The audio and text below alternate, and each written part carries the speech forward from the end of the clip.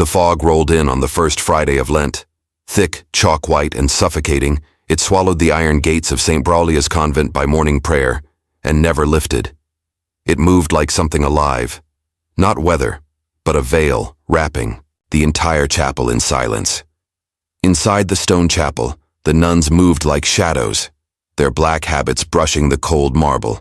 Among them were three: Sister Alawan, Sister Varel, and Sister Marith, each standing apart from the others, yet bound by the same rhythm of ritual, breath, and eyes lowered to stone. Alawan felt the air shift first. It happened during Vespers. A windless chill kissed the nape of her neck as she recited the Gloria. Her voice cracked, and no one noticed, except Varel, who turned her head ever so slightly, eyes sharp beneath her veil. Their gazes met for only a moment, and it lingered longer than it should have. That night, the fog pressed against the stained glass windows like a heavy hand. No light passed through. The convent, already dim, now sank into full shadow. Sister Marith, the youngest of the three, crept from her cell at midnight. Her candle flickered against damp stone. She followed the sound, music, faint and broken, drifting from the confessional chamber. A soft humming, like a lullaby sung in reverse. She stopped at the confessional door. From the other side, there was breathing. Not whispers. Not prayer. Breathing. Deep, heavy, slow. As if someone was waiting to be touched. Marith turned and fled without knocking. By morning, something had changed. All three nuns, unknowingly, woke the same way. Hearts pounding, skin damp, dreams tangled, in limbs and gasps they couldn't explain. Alawan touched her chest and found something beneath her habit, a red mark. It pulsed faintly above her heart, the exact shape of the locket she wore since her novitiate. The chain had broken in the night, and yet it lay perfectly centered on her bedsheet, cool to the touch. She stared at the locket. It had never opened.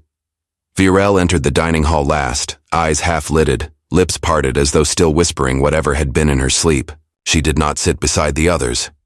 She simply stood behind them, staring at the crucifix on the wall. Her breath fogged in the room, though no one else could see their own. Something's in the walls, she murmured to no one. Mother Etta's wooden cane struck the floor, silencing the room. "Silence is our sanctuary," she said, her voice cracking like old parchment. "Whatever disturbs you, offer it to the Lord. The fog is a test." But Alawan felt no test, only pull. That evening, after the final bell, the chapel trembled with a sound no one admitted hearing. A long, low moan, not of wind or beast, but of want. A resonance that began in the altar and spread through every pew like a shiver under the skin. Marith returned to the confessional. This time she entered. Inside it was cold enough to see her breath. The curtain hung half open. She reached out to close it but froze. On the floor beneath the kneeler lay a scrap of fabric, black with a corner of white lace, unmistakably part of a nun's habit, but older, faded, and damp. She touched it. Her fingertips tingled. Then she saw it, carved faintly into the wood panel above the kneeler, hidden under centuries of varnish and dust. Desire listens better than prayer. Marith turned sharply and ran, but the door wouldn't budge, not until she whispered, "I want to know." Then it opened on its own. Later that night, the three sat together for the first time in weeks, beneath the window of St. Cecilia's chapel. They didn't speak at first. They just stared at the fog through the stone lattice, feeling it press in on them, heavy and close. "It's inside us," Alawan whispered. "I dreamed of a faceless angel," said Varel. "It laid me down on the altar. I wasn't afraid. She faltered. "I offered myself." Marith looked down at her hands. "I said yes to something, but I don't remember what." Alawan uncurled her palm. The locket lay there, faintly warm. As the chapel bells tolled midnight, the fog thickened to white smoke, and for just a second, reflected in the glass above the altar, they all saw it. A face. Pale. Watching them. No eyes, no mouth, just presence. And then it was gone. None of them moved. None of them breathed, and somewhere far below, in the catacombs sealed for decades, a single candle flickered to life. 3 days passed, and the fog did not leave. It slithered between cracks in the chapel walls, settled into the hem of robes, soaked into the pages of psalms like spilled ink. And in that pale haze, something stirred within Sister Elowen. Not fear, not doubt, but hunger. Not for food, nor for sleep, but for something nameless and warm, buried under years of silence and sacred suppression. The 3 women began to drift from the others. Unintentionally at first, staying behind after matins, lingering after kitchen, duty, walking slower during rosary. But the space between them and the rest of the sisters grew wider. It was not rebellion. It was gravity, one that pulled only them. On the 4th night, they found the secret chapel. It happened by accident. Or perhaps not. Marith was scrubbing the baptismal font when her rag slipped into a gap between the tiles. Reaching down, her fingers caught the edge of something metallic, a hinge. The tile clicked, and a cold breath of air escaped from beneath. The hidden passage descended behind the main altar, narrow and candlelit, as if waiting. The stone walls wept moisture, and carved into them were lines in Latin, half faded. To feel him truly, the soul must tremble. They said nothing as they entered. The light of their candles danced on each other's faces, revealing not fear, but anticipation. At the bottom they found the chapel, smaller than the one above but more alive. The stone was darker, almost red in places. The altar was bare, save for a single silver bowl filled with holy water. No dust, no cobwebs, no sign of time.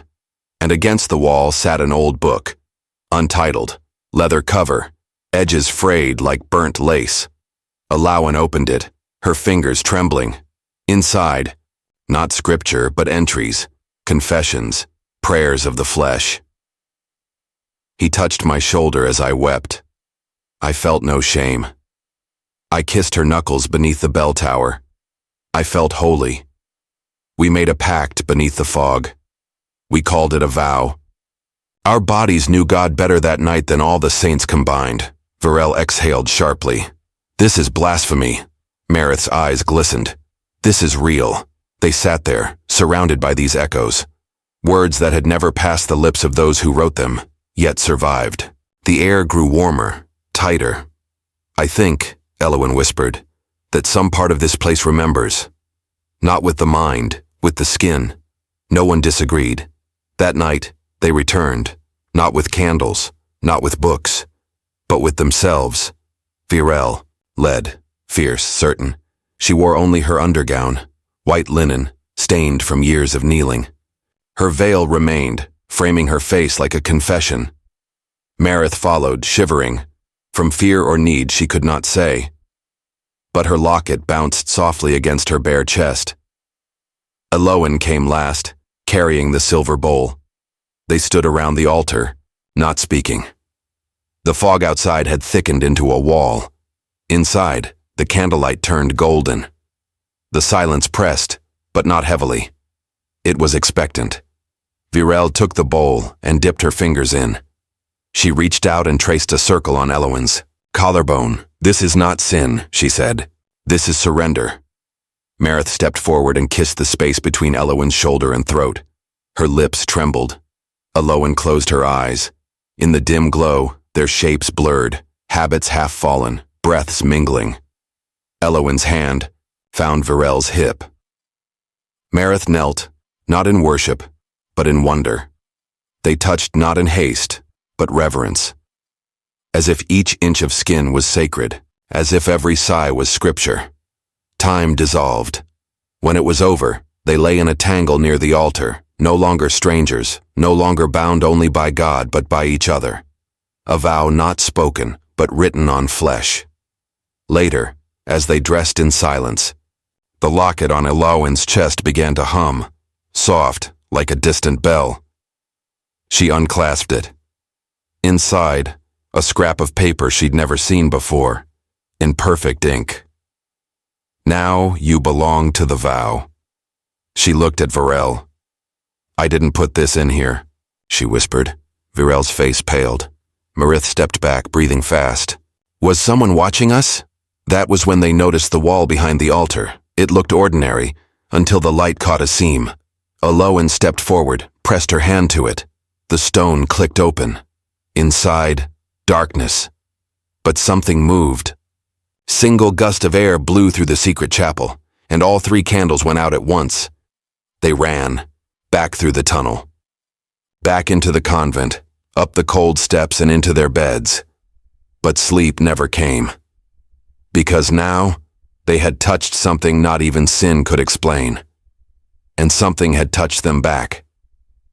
The fog never left. By now, it was not just a weather pattern. It was a presence. It lingered behind every wooden beam of the convent, pooled beneath the pews like spilled milk, and drifted through the corridors as if it too was bound by vows. Sister Elowen stood in the garden near the fountain. She hadn't prayed aloud in days. Her hands stayed still, but her thoughts moved like a current beneath calm water. The memory of Varel's touch, Marith's lips, they hadn't faded. They had only deepened. There was no regret, only an ache. A hollow her daily hymns could not fill. She dipped her fingers into the basin of holy water, but it was dry, cracked at the edges. The fountain had never dried before, not in her 9 years at St. Braulia's. That's when she heard it, faint, behind the hedges. A voice, low, male. Their hearts are open now. She turned sharply but saw no one. The fog parted briefly, revealing the black stone figure of Saint Helena, her face eroded by time, mouth curved in something between sorrow and delight. But the voice lingered. The next morning, Father Thorn returned. He was not part of the convent. He belonged to the seminary beyond the mountains, where men trained in isolation. He came only for inspections, sacraments, and unannounced visits. But he always arrived when something shifted, tall, clean-shaven, his presence struck like sudden thunder. Not from anger, from knowing too much. Aloan felt her stomach knot the moment she saw him enter the chapel. He didn't look at anyone, until her. And when he did, it wasn't with surprise. It was with recognition. 3 of you were marked, he said that evening, his voice deep, gentle, the kind that could pass as holy if you weren't listening carefully. Varel raised her chin. Marked how? Father Thorn smiled. By the vow. It isn't new. It's ancient. Older than the convent. Older than the crucifix itself. He placed a folded note on the refectory table and slid it toward Elowen. She didn't touch it. He leaned close, his words silked with threat. Read it when you can't stop trembling. That's when the truth is closest. Later that night, Elowen opened it by candlelight. Inside was a sketch of the chapel they had found, drawn by hand, lines aged and shaking. At the bottom, they were touched by light and were devoured. 1893. They returned only as silence. She showed it to no one. Marith was the first to break. It began subtly. She stopped eating. She hummed softly at night, the same haunting tune they'd heard through the confessional days ago. Her eyes no longer searched the horizon but stared fixedly at the fog as if it would speak back. One evening, Elowen found her in the old storage hall, clutching a small black box to her chest. Her lips were cracked, her skin pale. Elowen, she whispered. He's watching us through the veil. Who? Elowen asked. The faceless angel. From your dream? No, she said. Not a dream. He's inside Father Thorn. Meanwhile, Varel had grown reckless. She no longer cared who noticed her absences from Mass. Her delay in responding to bells, the quiet fire that burned in her voice whenever Mother Etta passed her by. She followed Father Thorn. He met her in the catacombs beneath the eastern wing, where bones of forgotten saints lay behind glass. There, he spoke plainly. You're not afraid of sin, he said. You're afraid of what it will awaken. Varel stepped closer. I've already been awakened. He smiled. Not kindly, not cruelly. Something in between. Then he placed his hand, gently, over her locket, and whispered, "Not all of you."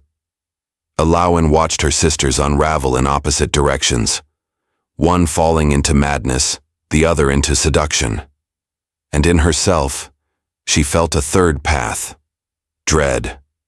Something had been triggered by their vow. But what it was, she still didn't know, so she went back to the secret chapel. Alone, everything was exactly as they had left it, except the altar now bore a message etched fresh into the stone. 3 enter, 1 must carry the voice. Turned quickly, and saw a figure in the shadows, not Father Thorn, not Mother Etta. Something in between. It wore robes, but they were tattered and wet, as if soaked from within. It had no face, only smooth skin, glowing faintly like pearl, but its chest breathed. Alawan dropped to her knees. Not from fear, from something else. Its hand lifted, slow, deliberate. It pointed to her chest, to her locket, and then it spoke, without moving lips. "You are the mouth now."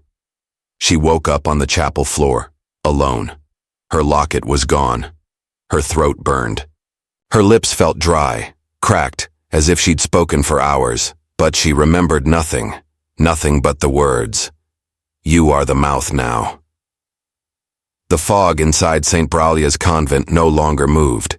It had become still, thick like stone, pressing into corners, smothering sound. The air hung with silence so heavy that even the chapel bells had ceased to ring. No one had touched them, but they no longer made a sound, and no one questioned it. Sister Elowen walked the halls like a ghost in her own skin. She hadn't told anyone what she saw in the secret chapel. The faceless figure. The voice that lived in her now. The phrase looped inside her mind like a second heartbeat. "You are the mouth now." Every time she tried to speak aloud, her throat tightened, not with fear, but with resistance. Her body refused to say things that weren't true. Even casual conversation came out twisted, dry, wrong. She felt possessed, not by a demon, but by a memory not her own. Meanwhile, Virel had changed. Her eyes were darker, her voice velvet thick. She moved like she knew something no one else did. She no longer knelt during prayer, and once, just once, she walked past the statue of the Virgin without bowing. She slept during the day and roamed at night. Elowen followed her once, barefoot through the damp corridors. Virel went to the crypt. There, Father Thorn waited with an open book. Not scripture, not history. Something older. "Elowen is close," he said, not looking up. "She's hearing things," Virel replied, "but she doesn't understand what she's for." "She will," he murmured. "Soon." Then he kissed Virel's forehead and drew a symbol over her collarbone. A triangle, inverted, with a single dot in the center. Elowen stepped back into the shadows, her heart racing. Marith had gone silent completely. She no longer attended meals. She didn't respond when spoken to. She was last seen kneeling at the edge of the garden, whispering into the fog like it was alive. One morning, Elowen entered Marith's room and found it empty. Bed unslept. Locket left behind. Inside the locket was no photo, no prayer, just a folded paper stained with red ink. She was too soft, the mouth cannot shake. Elowen shuddered. Mother Etta finally acted. She summoned Elowen to her study. The old woman looked frailer than ever, her rosary clutched so tightly that her knuckles were white. "You've been somewhere you shouldn't," the superior said without preamble. Elowen said nothing. "There is a chapel beneath the chapel. You know it now." Still, silence. Mother Etta's eyes narrowed. "There are reasons we bury things, not because they're unholy, but because they are too holy. So holy they burn." Elowen finally spoke, voice rough as gravel. "You knew." "I inherited this place," Mother Etta snapped. "Inherited its rules, its secrets, its consequences. I tried to keep you 3 safe. but your hunger, your want. It called. Him back. Who? Elowen asked. Mother Edda's eyes flicked toward the ceiling. The voice that dwells beneath. The first vow, the oldest one, not to God, not even to sin, but to want itself. Elowen left her office shaking. She had questions, but no one left to ask. So she returned, once more, to the hidden chapel. But it wasn't empty anymore. Tapes lined the walls, stacked, labeled, dates going back over 100 years. Recordings. Dozens, hundreds of them, each one bearing a name. Most unfamiliar, but 3 near the center chilled her blood. Sister Callien, 1893. Sister Imre, 1912. Sister Marith, 2025. Elowen reached for the tape labeled Marith. Her hands trembled. She pressed play on an old recorder sitting beside the altar. He touched my voice. He made it his. I didn't know where I ended, and he began. Varel. She let him in. She knew. She wanted to be hollow. Elowen. He's waiting for your yes. The recording cut into static. Elowen screamed.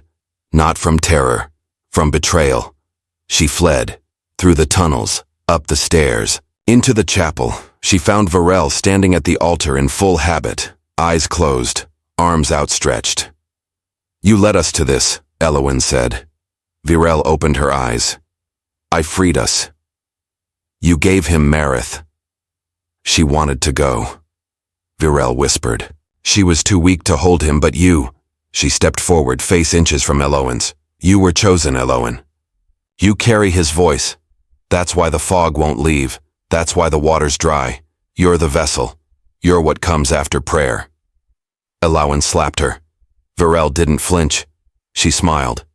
That night, Elowen locked herself in her room. She wept, screamed, tore at the locket chain until it snapped. She smashed the mirror, but when she looked at the broken shards, her reflection was still intact. No cracks, and in the reflection behind her, the faceless angel, standing in the corner. Silent. She didn't turn. She didn't have to, because it whispered in her bones now. The next morning, the bells rang for the first time in 10 days, but no one was pulling the rope. Their echo was strange, hollow, uneven, as though coming from beneath the floorboards instead of above the tower. The sound didn't call the sisters to prayer. It pushed them, like a whisper they couldn't ignore. Sister Elowen rose from her cot, her body heavy, her eyes bloodshot. She had not slept, not truly, since the vow beneath the hidden altar. Her locket, snapped from its chain, now rested on the windowsill like an accusation. Its center glowed faintly, a heartbeat without flesh. She dressed slowly. Her hands shook, but her face held calm, the calm of someone who has already chosen. She passed her old prayer journal and didn't take it, passed her veil and left it. This time, she would not hide what she was becoming. In the courtyard, Varel stood in the center of the fog, arms stretched again, barefoot, eyes closed. Around her the mist twisted like it answered her body's shape. You came, she said without turning. Elowen's voice rasped. This ends today, Varel smiled gently. It already ended. You're just the last to accept it. Elowen stepped closer, holding out the glowing locket. He used you. He used all of us. No, Varel said. He hurt us. When we whispered through flesh. When we stopped reciting dead words and started offering real ones. What we did, down there, it wasn't sin. It was signal. You sound like him, Elowen spat. Varel opened her eyes. Then listen. From the fog a shape emerged, not walking, not floating, rising. The angel, faceless, sexless, yet unbearably beautiful, stood before them. No wings, no halo, just presence, like looking at hunger itself. No eyes, yet Elowen felt watched. No lips, yet she heard the words in her stomach. 3 were chosen. 1 was too soft. 1 was too eager. 1 still resists. Elowen shook her head. I won't carry your voice anymore. Then give it to her. The angel turned to Varel. She extended her arms, trembling with joy, but the locket pulsed violently in Elowen's hand. It burned, and that's when she understood. It hadn't been given to her. It had been begging to leave. With a scream, she threw the locket into the air, and the fog opened mid-air like parting cloth. The locket hovered, spinning, glowing. Varel rushed forward, arms out, ready to catch it. I accept it, she cried, but the angel turned its head, slowly, toward her. You never earned it. A wind tore through the courtyard, screaming, wind. The fog collapsed into itself and exploded outward in a blast of pure sound. Varel flew backward, hitting the stone wall with a wet crunch. She fell, twitched once, then lay still. Elowen crawled forward. The locket hovered down. Its glow dimmed. A voice, smaller now, whispered from within. Only one may bear the vow. Elowen reached for it, but didn't touch it. Not yet. That evening, the fog finally lifted. The chapel doors swung open by unseen hands, creaking for the first time in weeks. Sunlight bled inside, golden, sharp, unforgiving. The sisters emerged, in silence, blinking into brightness. They found Varel's body gone. Only her veil remained, torn, wet with something that shimmered like oil. Mother Etta gathered it quietly. She didn't speak. Just nodded once at Elowen as if to say, You lived. That's enough. Weeks passed. Life returned almost. Bells resumed. Meals were shared. Psalms were sung with cracked voices, but the air never smelled the same. And Elowen, now quiet, veiled in white, walked with a grace that frightened others. The kind of stillness you only learn after surviving something not meant to be spoken of. She never mentioned the locket. Never again. Months later, she stood in the hidden chapel again, now sealed, but still pulsing faintly beneath the stone. She brought with her a new box, inside, 3 heart-shaped lockets. Hers, Marith's, Varel's, the last traces of the vow that nearly consumed them. She knelt before the altar and buried the box beneath it, whispered, You will not pass again, not through me. Then she took a new vow, one of silence, not from obedience, but defiance, a vow to never be the mouth of another voice again. Years passed. St. Braulia's became a place of pilgrimage. They said a holy woman lived there, a nun with no name, no voice, but when she looked at you, you felt seen and forgiven. No one remembered Varel or Marith. Their names were not on the books, but in a hidden pocket of the convent garden. Beneath the oldest tree, where no fog ever touched again, a single plaque reads, Only one locket beats. And sometimes, when the wind moves just right, and the mist rolls gently through the trees, you can hear a woman's voice, not from the sky, not from the ground, but from within your own chest, whisper, Desire is a prayer, and I am the Amen.